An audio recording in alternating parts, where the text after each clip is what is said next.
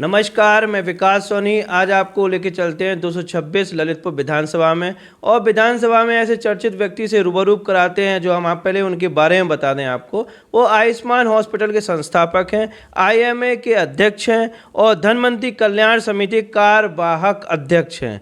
Private doctor समिति के हम आपको बता दें संयोजक हैं।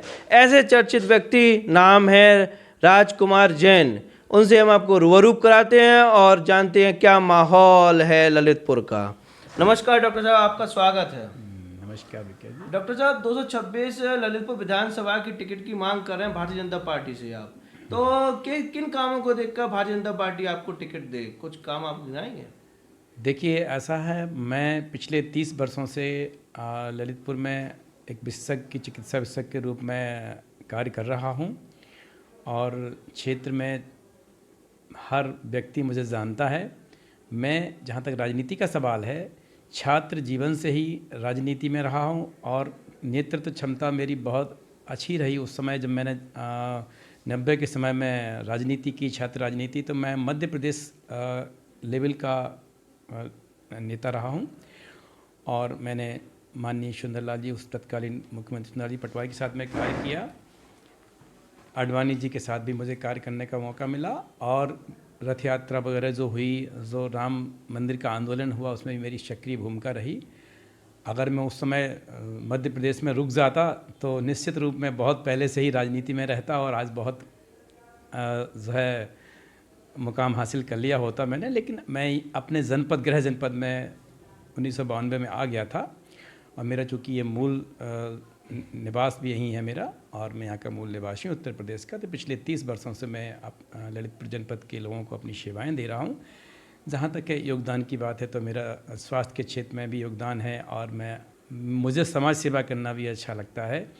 इन्हीं सब बातों को देखकर मुझे लगता है कि अगर मैं राजनीति से भी सक्रिय राजनीति करी और इस तरह से मुझे अगर भाजपा अपना ललितपुर का सदर का प्रत्याशी बनाती है तो निश्चित रूप से हम जिले के विकास में अपना योगदान देंगे। ललितपुर विधानसभा में आप एक चर्चित डॉक्टर के नाम से जाने जाते हैं। क्या परिवर्तन हुआ आपको राजनीति में आने के लिए? देखिए, 30 वर्ष अपनी चिकित्सा सेवाएं देने पर मैं, चूँकि चिकित्सा के क्षेत्र में भी यहाँ बहुत सारे कार्य मैंने ऐसे किए जो ललितपुर में जब मैं आया था, जब नहीं होते थे, तो मुझे ऐसा लगा कि इस विधा के अलावा मेरे पास जो दूसरी नेतृत्व क्षमता और जो है मेरे जो दृष्टिकोण है खुद का, मुझे ऐसा लगता है कि मेरे पास ऐसा दृष्टिकोण है जिससे मैं इमेजिनेशन से अपने बहुत सारे कार्य अपने जनपद में करवा सकता हूं। अपने जनता को मैं चाहता हूं कि स्वास्थ्य सेवा के अलावा भी अपने जो मेरे खुद की योग्यता है उसका मैं पूरा फ़ायदा दिलाऊं और अगर मुझे मौका मिलता है तो जनता मुझे कभी भूलेगी नहीं। मैं ऐसे काम जनपद के लिए करूँगा कि मैं लोगों के दिल में बस जाऊँ। अब आपकी विधानसभा की बात करें, नंबर सड़क हुआ, सुरक्षा हुई, शिक्षा, इनमें आपके क्या कदम रहते हैं अगर आप विधायक बनते हैं तो?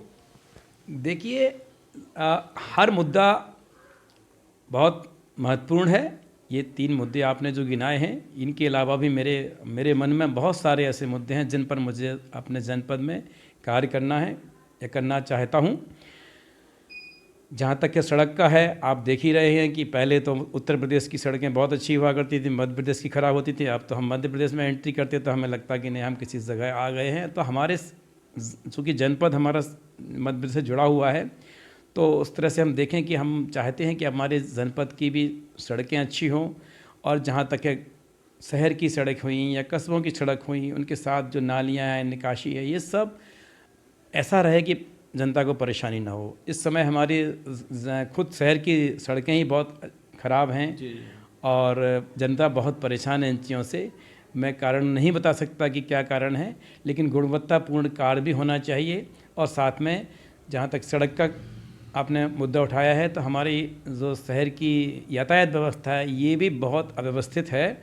एक रोड पर, यहाँ पर आप स्टेशन से लेकर मवेशी बाज़ार तक पूरा जाम हमेशा लगा रहता है। गाड़ियों की चूँकि संख्या लगातार बढ़ती जा रही है, तो निश्चित रूप से भविष्य में टाउन प्लानिंग करके हमको वैकल्पिक व्यवस्था भी अपने शहर में कुछ बनाना होगी।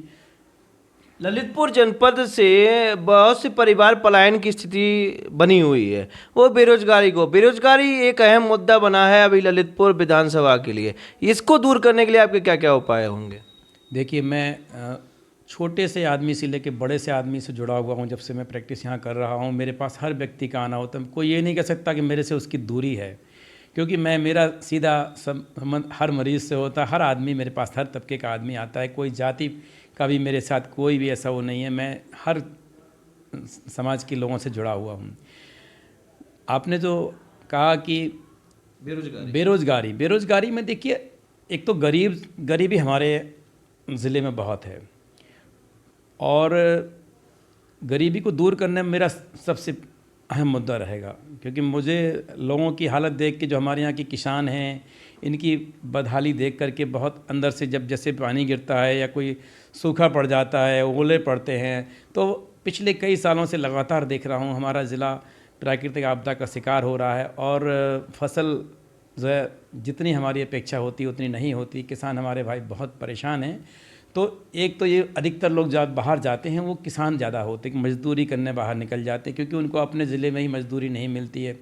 तो मैं चाहूँगा कि हमारे जनपद में ही, हमारे शहर में भी लोगों को रोज़गार मिल सके, उनके किसान उन्नत तरह से खेती करें। वो ऐसे हम कुछ जो है तकनीकी अपनी आप विधियाँ ऐसी अपनाएंगे जिससे कि अच्छी फसल हो, और इस तरह से जो लोगों को परेशानी हो रही है बाहर जाने की, जो कि उनके पास कोई आय के साधन नहीं होते, तो वो परेशानी ना हो। और दूसरी बात जो बेरोज़गारी की है, तो हमारे युवाओं को, चूँकि हमारे ज़िले में ऐसी कोई शिक्षा के संस्थान नहीं, टेक्निकल इंस्टीट्यूट नहीं है जहाँ से पढ़ कर के वो और कोई ऐसा कार्य कर सकें जिससे कि उनको स्वरोज़गार अपना हो, तो स्वावलंबी बने।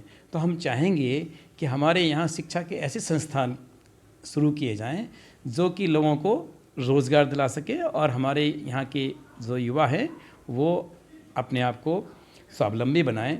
तो इस तरह से बेरोज़गारी को कम करने के लिए मैं ज़रूर प्रयास करूँगा। आपने भी स्वास्थ्य के बारे में कहा था, हमारा ज़िला स्वास्थ्य में बहुत पिछड़ा हुआ है।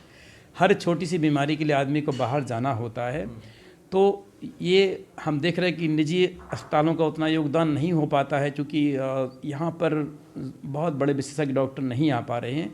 लेकिन सरकारी अस्पतालों में, ज़िला अस्पताल में, चूँकि मेडिकल कॉलेज भी आने वाला है, हम चाहेंगे कि हमारे ज़िले को उन सुविधाओं का लाभ मिले, वहाँ विशेषज्ञों की नियुक्ति हो, अच्छे तरह के जो तकनीकी विशेषज्ञ टेक्नीशियन हैं, पैरामेडिकल स्टाफ हमारे ज़िले में आए, और हमारे ज़िले के लोगों को ऐसे छोटी छोटी समस्याओं के लिए बाहर ना जाना पड़े। क्योंकि आजकल इलाज का आर्थिक बोझ बहुत पड़ता है। गरीब के पास पैसा तो खाने को नहीं है, इलाज कहाँ से कराए। ये हम अपने रोज़ की प्रैक्टिस में भी इस चीज़ को देखते हैं। लेकिन हम लोग मजबूर हैं इसमें। निश्चित रूप से अगर मुझे मौका मिलता है, इन सब समस्याओं को हम अपने ध्यान में रखते हुए और लोगों के लिए कुछ ना कुछ अच्छे उपाय ज़रूर करेंगे। डॉक्टर साहब, एक मुद्दा जो कि राष्ट्रीय लेवल पर चर्चा का विषय बना हुआ है, आए दिन आना जाना लगा रहा है, और हमने अगर टिकट नहीं मिलता है भारतीय जनता पार्टी से, तो क्या पार्टियां बने रहेंगे कि नहीं रहेंगे? मैं पार्टी का कर्मठ सिपाही हूँ। जब से मैंने होश संभाला है, मुझे याद है 1977 मैंने आपातकाल भी देखा, 77 की जब